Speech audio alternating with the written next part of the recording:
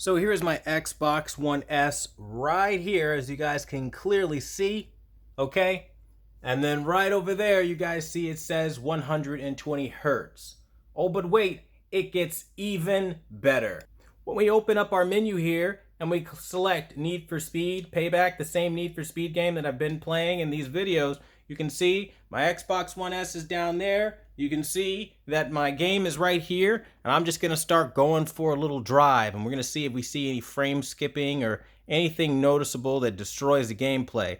Now I'm doing this one-handed, and I'm just kind of showing my footage here off, and you guys are going to be the judge if there's any problem with the 120 hertz experience that I'm having here.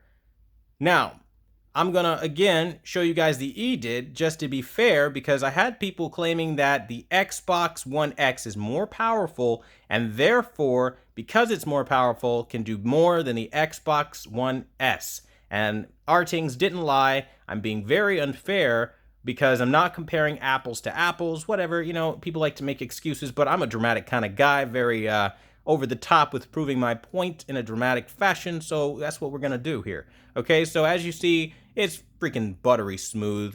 I don't have any problems, right? I don't think I have to show that off again. So what we're going to do is we're going to show you guys now the EDID of the television, just so you guys can see. Bada bing, bada boom, 120 hertz right there, man. Like, it is what I said it was.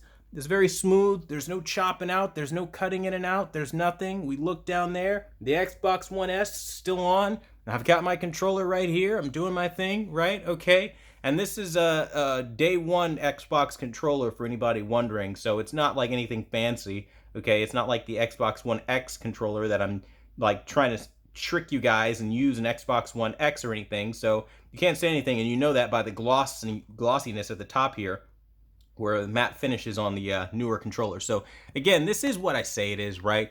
I don't know the reasoning behind lying, saying that it didn't work on any resolution, but that part really has me crossed, because it's going to hurt people who are looking for an affordable option, and they don't want to buy that very expensive Sony or Samsung or, you know, Vizio with their P-Series Quantum X as an alternative to an OLED. It's really unfair for, you know, Artings.com to try to produce data and try to hide behind the ISF certification and then literally manufacture results. And then when they do, people make excuses. They call me out of my name. They call me a liar. You have some people that literally believe I'm the laughingstock of the AV community, even though I prove all my stuff in real time, where everything Artings does is closed door. There's a clear difference in quality, and I know by now all the mainstream guys watch this, that, you know, you guys know what I'm doing, right? Everybody knows what I do here. But for the newer people that bump into me that maybe don't know, take a look at this and you'll see it's just damning evidence.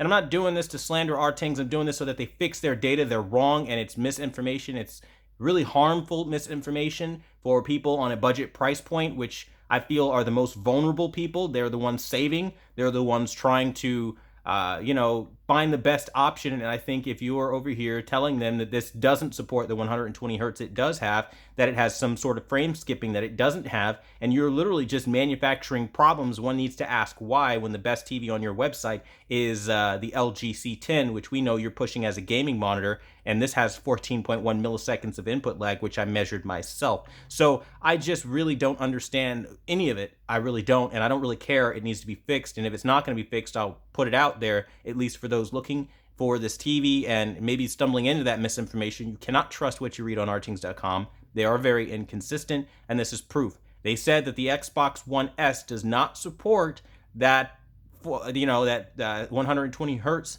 refresh rate at any resolution. Well, you see that that's complete and total bogus. You have my Xbox One S down here. You have the game up here running just freaking fine. Not a single frame skip, and it's going on over 4 minutes. And I think that kind of proves my point enough. And again, just to be extra dramatic here, I'm going to go ahead and show you guys that EDID one final time, just so you guys can see that, boom, there it is, 120 hertz. So don't let the mainstream guys fool you. I want to thank you guys so much for watching the #1 brand in honesty. Keep it locked for more awesome content like this. And until the next video, I'll see you guys later.